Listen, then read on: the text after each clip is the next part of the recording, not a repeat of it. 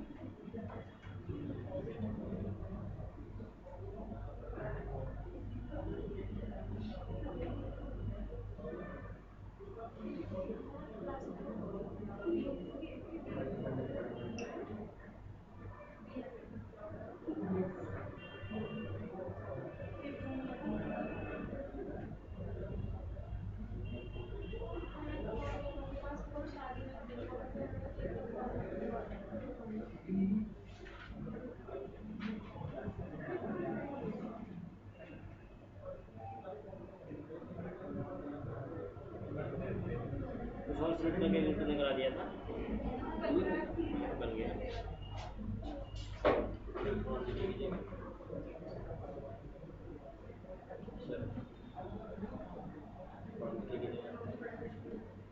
नीचे बस केवल कॉल करने का तरीका है बस।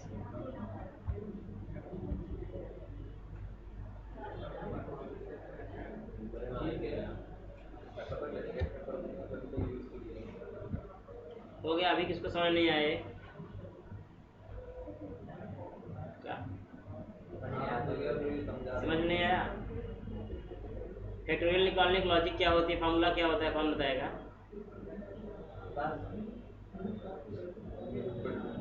क्या फार्मूला लगता है उस पर?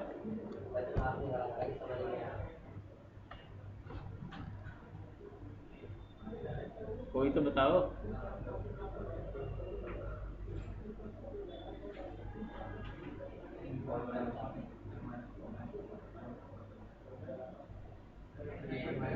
टेम्परेरी वेरिएबल लेते हैं, उसमें वन सेट कर देते हैं, बाद में सब उसमें बार बार मल्टीप्लाई करते रहते हैं जब तक नंबर की वैल्यू 0 से बड़ी नहीं रहती। ऐसे ही वो 0 के पास आ जाती है तो टर्मिनेट कर देते हैं इधर लूप।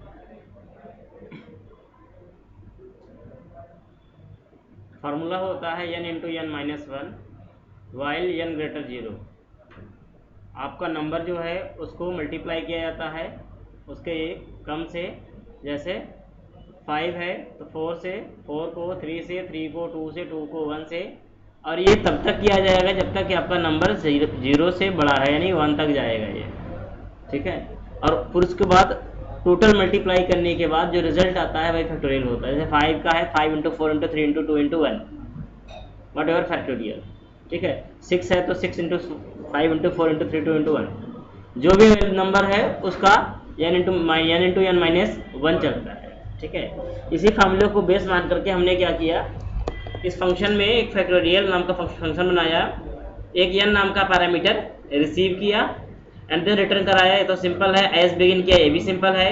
हमने एक लोकल वेरिएबल डिक्लेयर किया एट फैक्ट नाम का, फैक्ट नाम का लोकल वेरिएबल है, और उसमें पहले हमने असाइन कर दिया 1 इसलिए असाइन कर दिया कि जब भी आप किसी नंबर को मल्टीप्लाई करने का प्रयास करेंगे, बेसिकली बाय डिफॉल्ट इंटीजर जो होता है वो 0 होता है, और अगर आप किसी से 0 से मल्टीप्लाई करने का प्रयास करेंगे तो वैल्यू आपकी 0 हो जाएगी, ठीक है। इसलिए हमने उसमें एक वैल्यू असाइन कर दी, सिंगल वैल्यू 1, ताकि हमारी वैल्यू को वो 0 ना करे मल्टीप्लाई करने के बाद, ठीक है। एंड देन हमने लूप लगाया वाइल n > 0, मतलब लूप कब तक चलेगा, जब तक n आपका 0 से बड़ा रहेगा, यानी कि 1 तक चलेगा। ये सिंपल बोला जाए तो बिगिन करेगा, सेट करेगा क्या, fact equal fact into n basically fact की वैल्यू क्या है, अभी 1 है, n की वैल्यू मान लीजिए हमने दिया 5, तो 5 × 1 तो 5, फैक्ट में क्या गया 5, और फिर यहाँ पर क्या हुआ n-1 हो गया, तो 5 की वैल्यू क्या हो गई, n की वैल्यू 4 हो गई। फिर यहाँ पर लूप में गया, कंडीशन चेक किया, ट्रू मिली उसे, फिर से अंदर आया, फिर 5 × 4 कर देगा, क्योंकि फैक्ट में 5 है, n में 4 है, 5 × 4 तो 20 हो गया, फैक्ट की वैल्यू 20 हो गई, फिर n-1 हो गया, n-1 हुआ तो 3 हो गया, फिर गया कंडीशन चेक किया, ट्रू मिली, फिर आया फैक्ट इंटू 3 यानी कि 20 × 3, ठीक है। 20 × 3 करेंगे तो basically 60, and then n-1, n की वैल्यू 2, कंडीशन चेक किया ट्रू, फिर 60 × 2 तो 120, एंड माइनस तो ये हो गया 1, और फिर से गया कंडीशन चेक किया तो ट्रू मिली, अंदर आया 120 × 1 तो 120 होगा, एंड यहाँ पर माइनस को तो ये 0 हुआ, और यहाँ पर आया तो कंडीशन फॉल्स, और फैक्ट की वैल्यू इस समय करंटली 120 है, रिटर्न कर रहा है बाहर आकर के फैक्ट को 120 रिटर्न कर देगा, एंड एंड हो गया फंक्शन आपका यहाँ पे, ठीक है। ये फैक्टोरियल निकाल कर आपको दे देगा तब तक। इसमें हम वो पैटर्न वो नहीं कर सकते, जैसे स्टार स्टार करके पैटर्न होते हैं, तो ऐसा कुछ नहीं करते। कर सकते हो, क्यों नहीं कर सकते हो, लेकिन टेबल के कॉलम शेल में कैसे वो प्रिंट लगाओगे, प्रिंट लगा सकते हो आप। क्या हो गया एक एक से काम लगा रहता है, डिव्यू फैक्टोरियल,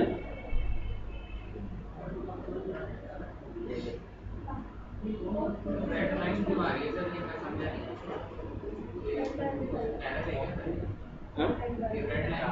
नहीं, नहीं ऊपर की स्टेटमेंट कुछ मैच नहीं करती ना, उससे देता है वो, कंपाइल टाइम एरर आती है, वो रन टाइम नहीं है कुछ। फंक्शन बना आपका यहाँ पे प्रोग्रामेबिलिटी,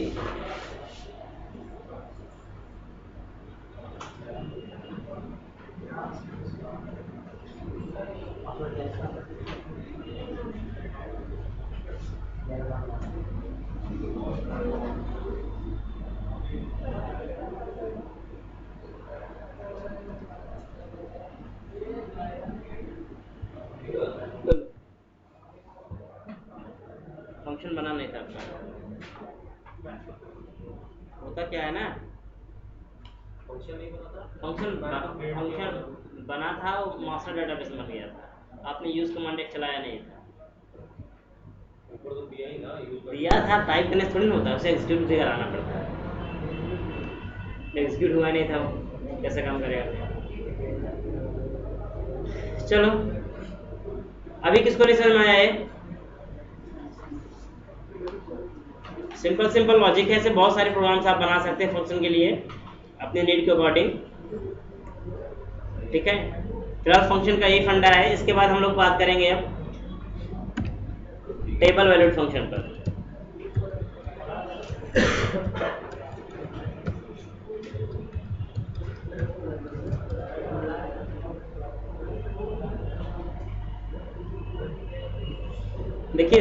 सिंगल वैल्यूड और टेबल वैल्यूड फंक्शन में केवल इतना डिफरेंस होता है, सिंगल वैल्यूड जो फंक्शन होते हैं केवल एक रिजल्ट रिटर्न कर सकते हैं एक बार में, single result, one result at a time return कर सकता है केवल टेबल वैल्यूड फंक्शन, जबकि सॉरी स्केलर वैल्यूड या single valued function, table valued function एक एक पूरी टेबल एक साथ एक बार में रिटर्न कर सकता है।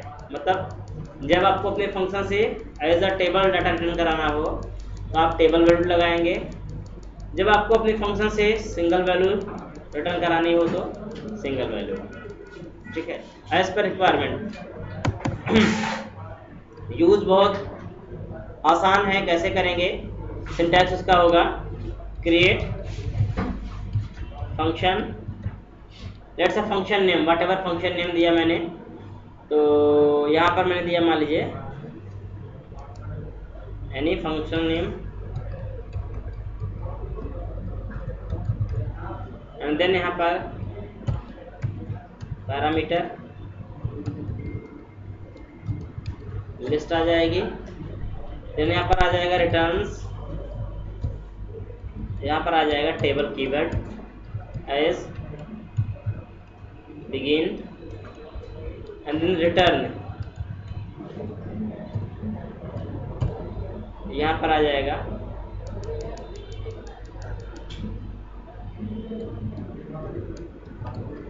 रिजल्ट,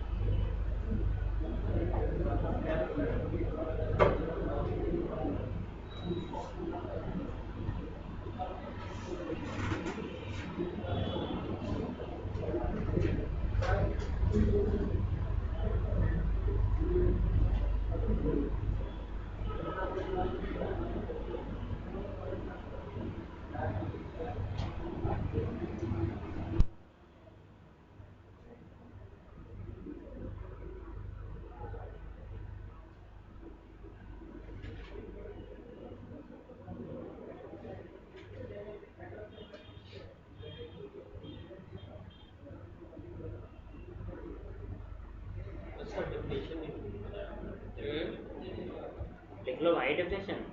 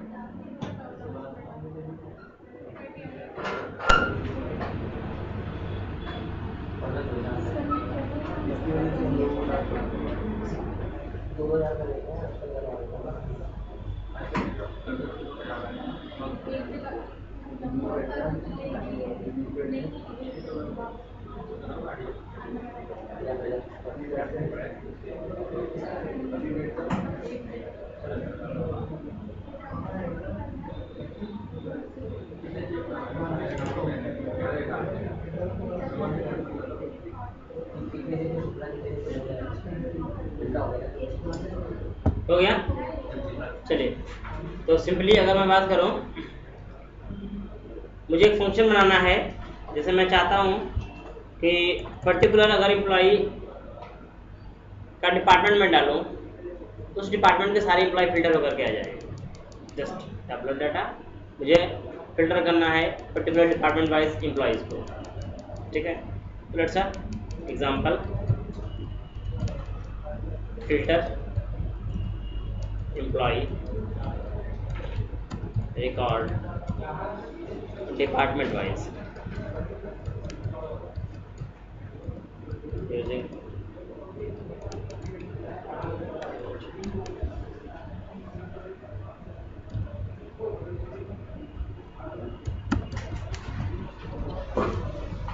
तो सिंपली अगर देखा जाए तो इसे बनाने के लिए हम लोग क्या करेंगे, राइट करेंगे यहाँ पे create function, then whatever मैंने कहा get emp that's dpt twice whatever function name, add dpt it's varchar it में 100 returns table, then as begin, और यहाँ पर बेसिकली रिटर्न कराएंगे return select star from whatever table name, let's employee where department is equal to add dpt and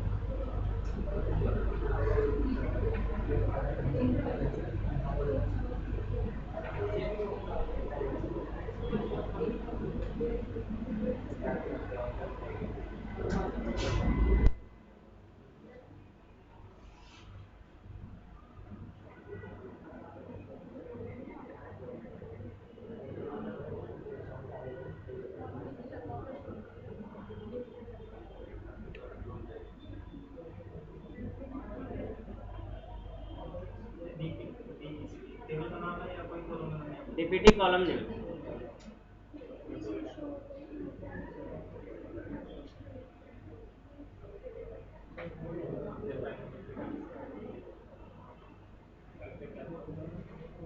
okay.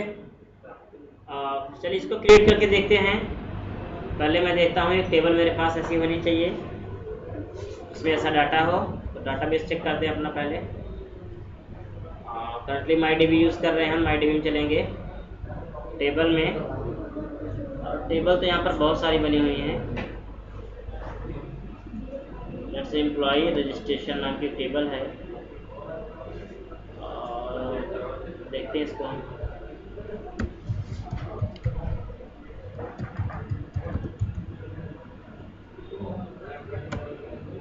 इस table में data है ऐसा कुछ तो नहीं है, ऐड करना पड़ेगा फिर से डाटा ना, किसी में देखते हैं अगर होता तो किसी में काम कर लेते हैं। यहाँ पर है डाटा एम्प्लॉय नाम के टेबल में, ये पर्टिकुलर चीज़ है डिपार्टमेंट वाइज, ठीक है। तो सिंपली कुछ करेंगे नहीं, जो हमने फंक्शन राइट किया इसे उठाइए, कॉपी कर लीजिए इसको, इधर ला करके पेश कर दीजिए, ठीक है। ये बन गया आपका फंक्शन।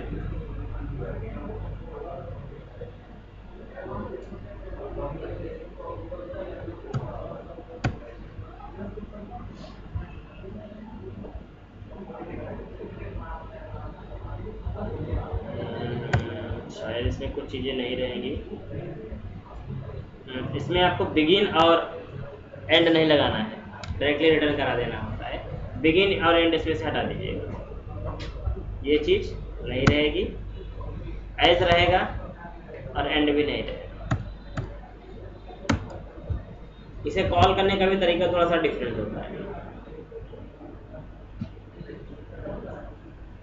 फंक्शन मेरा बन गया है, अब कॉल करने के लिए क्या करेंगे, यहाँ पर हम ऐसे बेसिकली अगर हम देखेंगे फंक्शन को तो प्रोग्रामेबिलिटी में जाएंगे, फंक्शन में जाएंगे और टेबल वैल्यूड फंक्शन में देखेंगे, ये फंक्शन हमें मिलेगा, देखिए ये मिल रहा है हमें गेट ईएमपी डिपार्टमेंट वाइज, यहाँ मिल रहा है। बाकी फंक्शन जो है स्केलर वैल्यूड फंक्शन मिल रहे हैं, यहाँ पे फैक्टोरियल सम यहाँ मिल रहा है और ये फंक्शन यहाँ मिल रहा है, ठीक है। ऑटोमेटिक ये फंक्शन अपने जा करके अपने फोल्डर में अरेंज हो जाता है। कॉल करने का तरीका होगा इसको select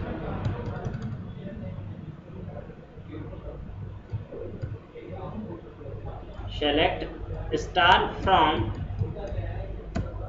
what ever table name या फंक्शन नेम। तो फंक्शन यहाँ पर मेरे पास है गेट emp dpt वाइज और let's supply it, it's a call. अब देख सकते हैं यहाँ पर आईटी डिपार्टमेंट के सारे एम्प्लॉय फिल्टर होकर के यहाँ पे आए हैं, IT IT IT what ever department जो भी आप डालेंगे उस डिपार्टमेंट के सारे एम्प्लॉय फिल्टर होकर के आपको मिल जा रहे हैं।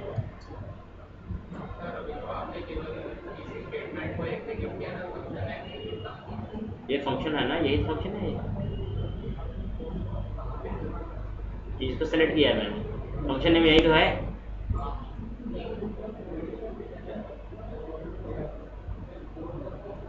यहाँ पर आपका जो डेटा कॉल हो रहा है फंक्शन के थ्रू हो रहा है, ठीक है। आपने कोई टेबल नेम नहीं दिया, आपने कोई कंडीशन नहीं लगाई है, टेबल नेम और कंडीशन आपकी फंक्शन में है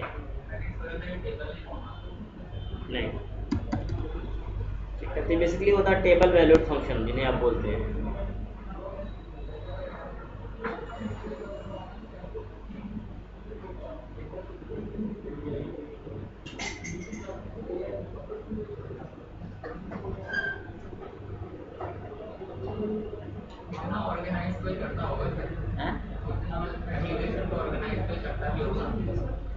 कोई करे ना करे, हम लोग पढ़ लेते हैं।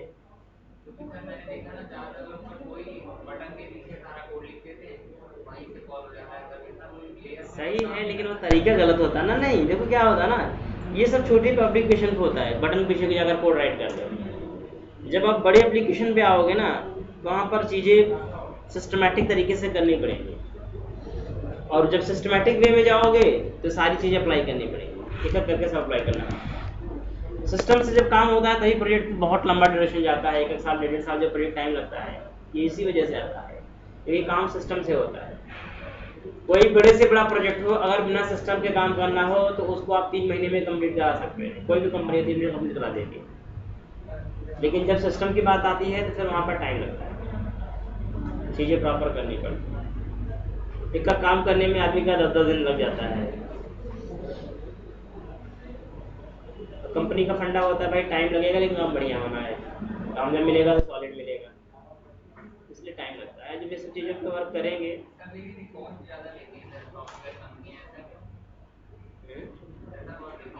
लेंगे भाई, काम करेंगे अच्छा। अगर आपका एप्लीकेशन की परफॉर्मेंस अच्छी है, सिक्योरिटी अच्छी है, जाहिर सी बात है पैसा लेंगे। पैसे इसी बात के बनते हैं और किस बात के बनते हैं? एप्लीकेशन में परफॉर्मेंस और सिक्योरिटी दो ही चीज़ें मैटर करती हैं जिसके पैसे बनते हैं। ये दो चीज़ों के पैसे होते हैं, बाकी तो वेब एप्लीकेशन में किसी चीज़ का पैसा नहीं है। डिज़ाइन का कोई पैसा नहीं होता है, लुक एंड फील का, बेसिक चीज़ों का कोई पैसा नहीं होता, बेसिक कोड का भी कोई पैसा नहीं होता है। जो आर्किटेक्चर आप देते हैं उसका पैसा होता है। आपने कौन सा आर्किटेक्चर अप्लाई किया हुआ है, कौन सा डिज़ाइन पैटर्न लगाया हुआ है, वो इम्पोर्टेंट होता है। कभी डिज़ाइन पैटर्न पढ़िए, डिज़ाइन पैटर्न कितने तरह के होते हैं, कैसे अप्लाई करते हैं, कैसे लगाते हैं डिज़ाइन पैटर्न। उनकी अपनी एल्गोरिथम होती है, उस एल्गोरिथम को अप्लाई करके एप्लीकेशन बनाए जाते हैं।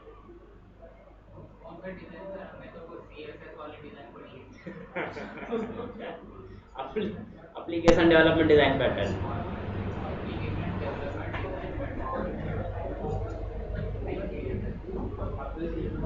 वो इंडस्ट्री अप्लाई करती है। ये जो एमबीसी में से आया हुआ है, क्या है? डिज़ाइन पैटर्न ही तो है, बस बना कर दिया गया आपको।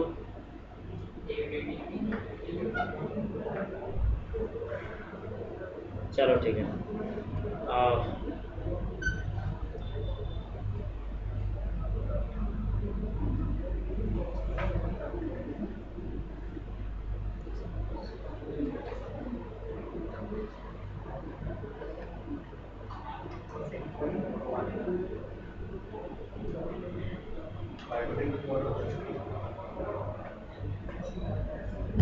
चलिए फिलहाल तो फंक्शन की कहानी यहीं पर ख़त्म होती है।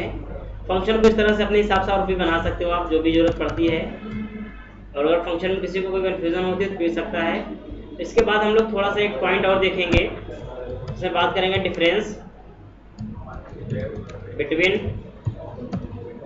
Function and procedure. बहुत इंटरव्यू में बहुत अच्छा क्वेश्चन इंटरव्यू का है, ये अक्सर पूछा जाता है आपसे।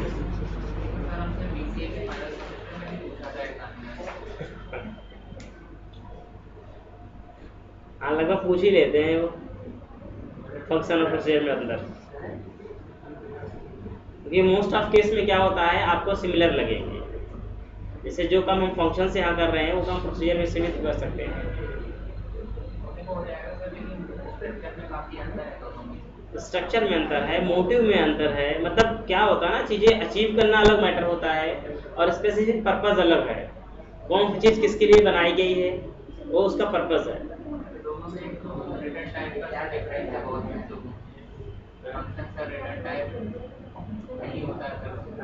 इसमें प्रोसीजर में रिटर्न टाइप नहीं होता है, सही है।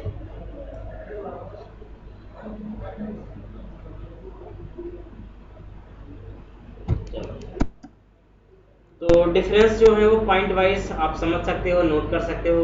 सबसे पहला डिफरेंस होता है फंक्शन और प्रोसीजर में। फंक्शन का रिटर्न टाइप जरूर होगा कुछ ना कुछ, और प्रोसीजर का कोई रिटर्न टाइप नहीं होता है। रिजल्ट में लिखिएगा, function must have return type while a procedure not.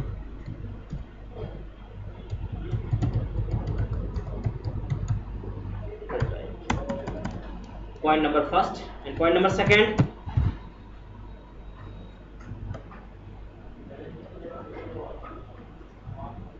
a function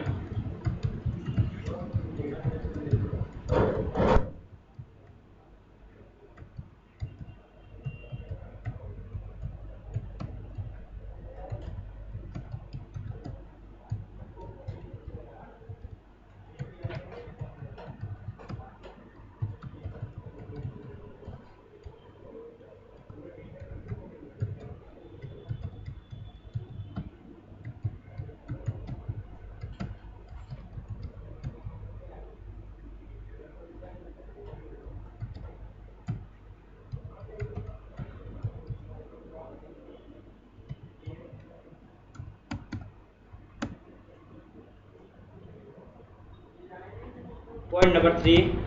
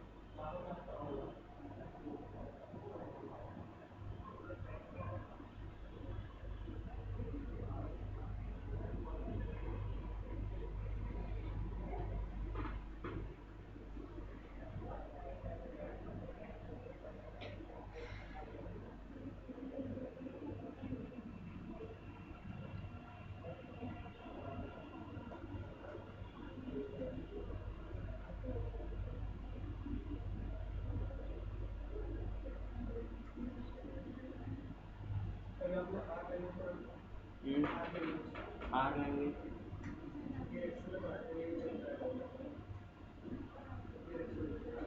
क्या होता है?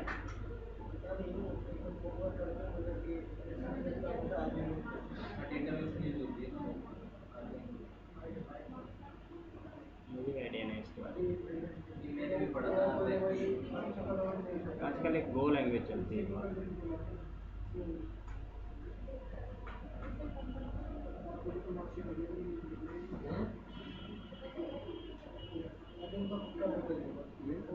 नहीं नहीं, फिर भी तो नेट पढ़ाते रहते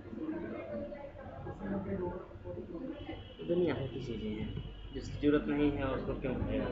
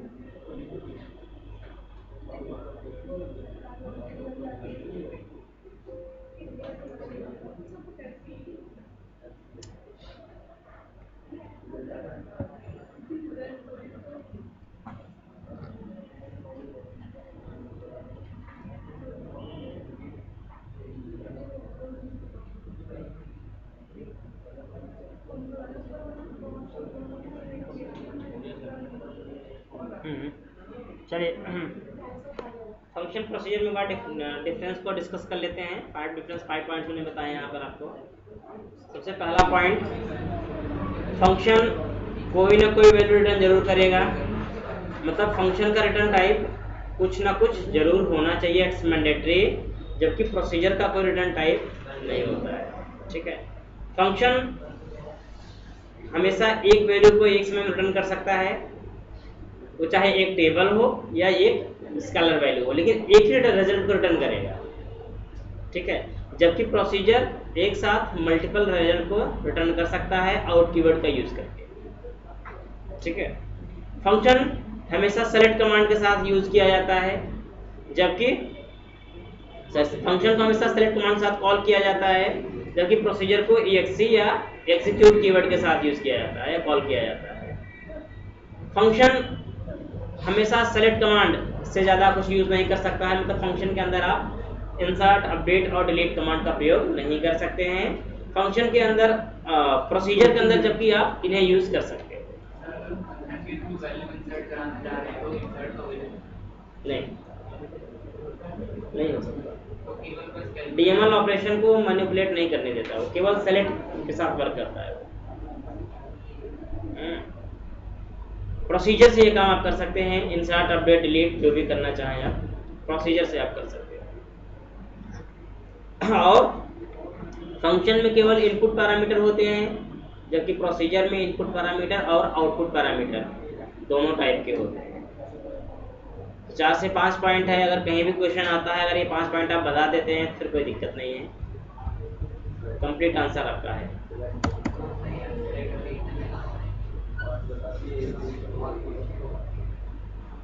ठीक है, तो फंक्शन की स्टोरी यहीं तक खत्म होती है। इसके बाद हम पढ़ेंगे ट्रिगर के बारे में। क्या हो गया?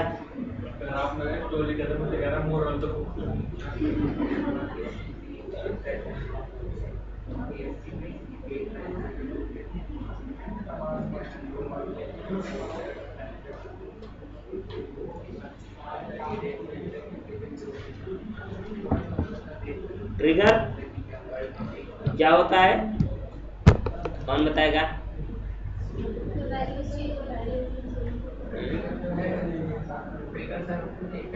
कुछ इनबिल्ट प्रोग्राम होते हैं जो टेबल के साथ अटैच रहते हैं, वो जैसे ही हम कोई मतलब कोई क्वेरी भेजते हैं तो वो ट्रिगर ऑटोमेटिकली फायर हो जाती है।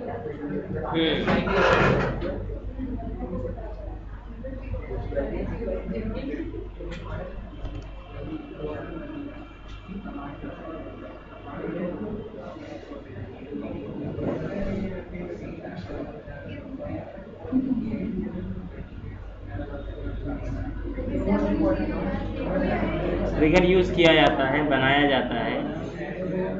फिलहाल अगर हम ट्रिगर की बात करते हैं तो ट्रिगर एक तरह का डेटाबेस ऑब्जेक्ट होता है जो ऑटोमेटिक फायर हो जाता है जब आपकी कोई क्वेरी एग्जीक्यूट होती है। क्वेरी जैसे ही एग्जीक्यूट होगी उस पर दिया हुआ ट्रिगर ऑटोमेटिक फायर हो जाएगा और उस ट्रिगर में जो भी आप सेट ऑफ कोड राइट किए रहेंगे, स्टेटमेंट राइट किए रहेंगे, वो सारी स्टेटमेंट एग्जीक्यूट हो जाती है। ट्रिगर जो है उसका संबंध क्वेरी से है टेबल से? हाँ, क्वेरी संबंध तो टेबल से होता है लेकिन उसके अंदर भी हम स्टेटमेंट या क्वेरी दोनों प्रोसीजर फॉलो करते हैं या देते हैं, सेट ऑफ कोड देते हैं। वो सारा सेट ऑफ कोड आपका ऑटोमेटिक फायर होता है जब आपकी क्वेरी एग्जीक्यूट हो जाती है। क्वेरी जो एग्जीक्यूट होगी आपकी वो टेबल पर होगी। आप क्वेरीज को टेबल पर एग्जीक्यूट कराएंगे लेकिन जब क्वेरी एग्जीक्यूट होगी तो उसका ट्रिगर भी फायर हो जाएगा और जब ट्रिगर फायर होगा तो ट्रिगर के अंदर जो क्वेरीज रहेंगी वो भी चल जाएंगी। सब क्वेरी पहले चलेगी या ट्रिगर की क्वेरी चलेगी? पहले आपकी नॉर्मल क्वेरी चलेंगे उसके बाद ट्रिगर चलता है। ट्रिगर में दो होता है, एक आफ्टर होता है कि बिफोर होता है। तो आफ्टर बाद में चलता है, बिफोर पहले चलेगा।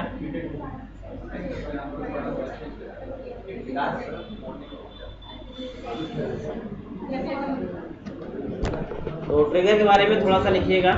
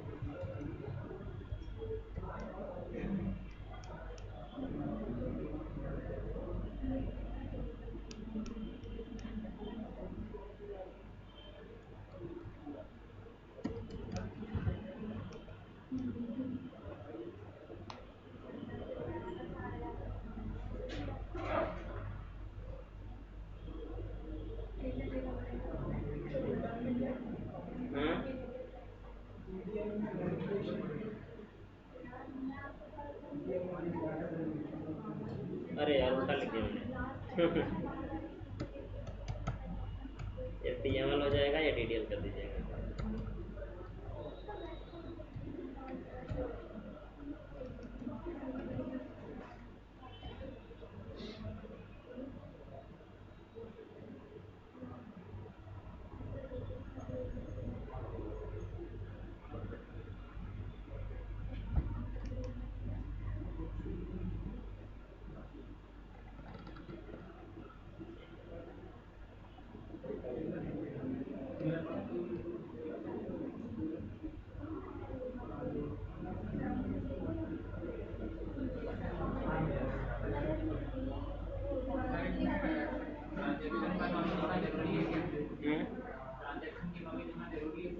बिल्कुल, ट्रांजेक्शन की नॉलेज नहीं, जरूरी नहीं है। इससे पहले आपने एक एग्जांपल बताया था,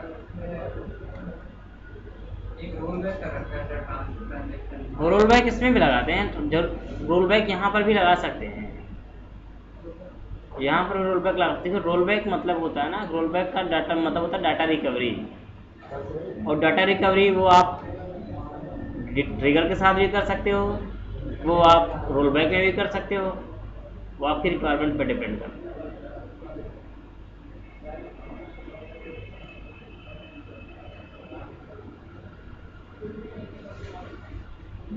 प्रोसीजर फंक्शन में एक डिफरेंस और होगा कि किसी प्रोसीजर के अंदर किसी फंक्शन को कॉल कर सकते हैं, लेकिन किसी फंक्शन के अंदर किसी प्रोसीजर को नहीं कॉल कर सकते। एक 6 पॉइंट और होगा, याद नहीं आता मुझे। हाँ,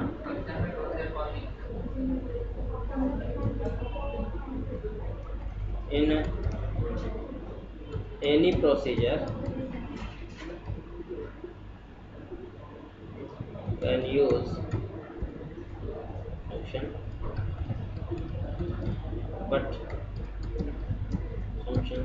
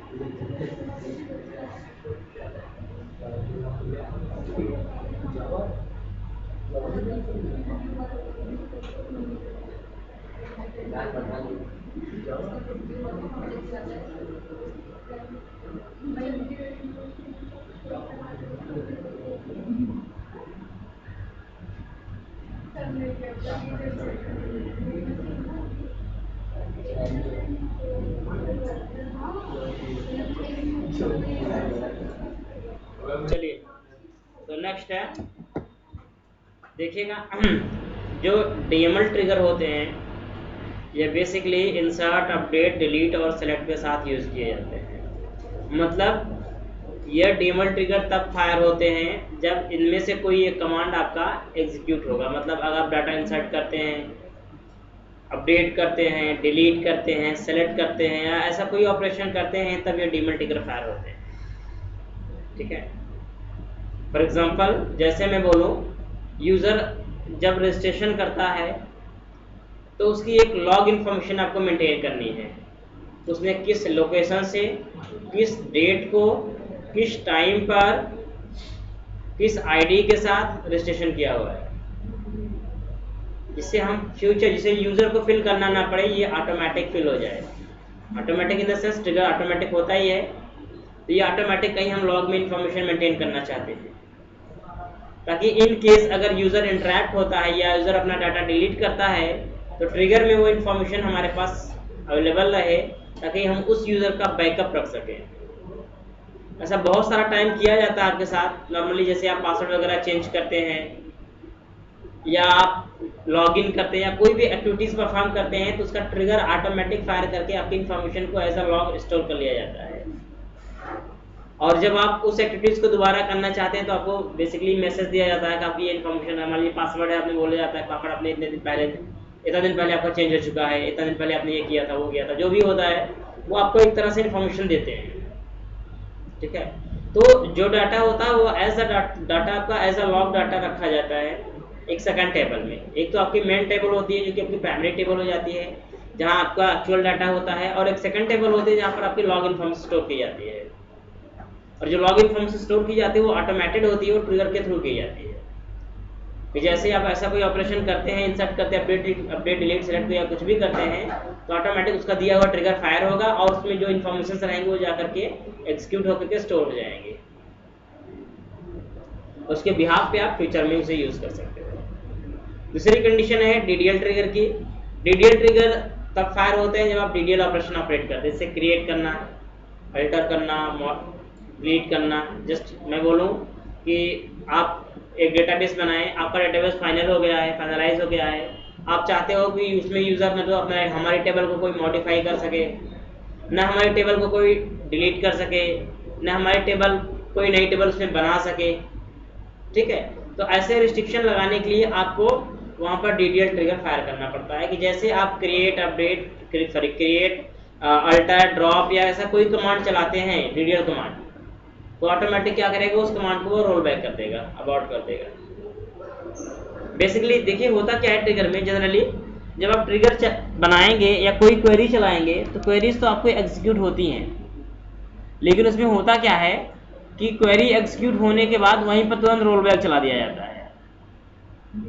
और रोल बैक करता क्या है, जो क्वेरी एग्जीक्यूट हुई रहती है उसको फिर से वापस ला देता है, और यूज़र को हम वहाँ पर एक इन्फॉर्मेशन दे देते हैं, मैसेज दे देते हैं, एरर दे देते हैं कि भाई just you can not read this data what ever this record what ever, कुछ भी ऐसा दे दिया मैंने।